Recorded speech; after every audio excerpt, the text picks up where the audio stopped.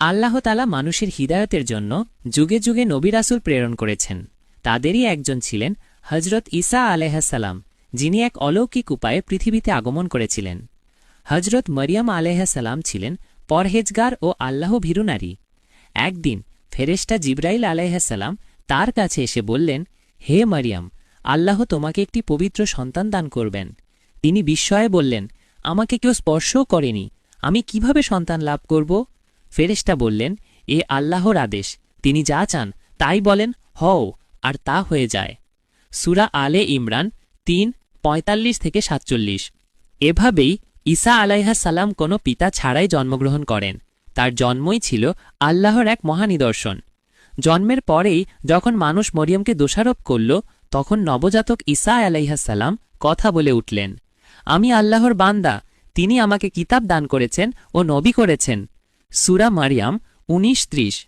এই অলৌকিক ঘটনা সবাইকে অবাক করে দিল। সময়ের সাথে তিনি বড় হতে লাগলেন। আল্লাহ তাকে শিক্ষা, প্রজ্ঞা ও অলৌকিক ক্ষমতা দান করলেন। তিনি অসুস্থকে সুস্থ করতেন, অন্ধকে দৃষ্টিশক্তি ফিরিয়ে দিতেন, মৃতকে জীবিত করতেন, সবই আল্লাহর অনুমতিতে।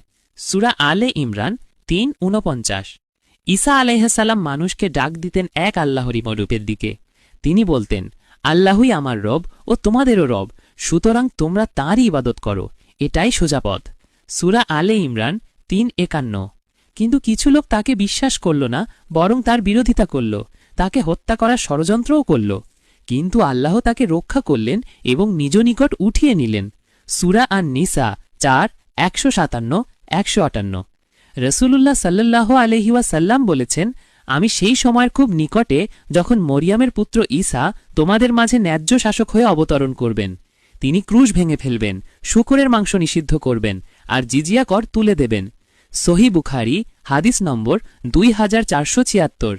কিয়ামতের আগে তিনি আবার পৃথিবীতে ফিরে আসবেন, সত্য ধর্ম ইসলাম প্রতিষ্ঠা করবেন, দাজ্জালকে হত্যা করবেন এবং শান্তি ও ন্যায়ের রাজত্ব কায়েম করবেন।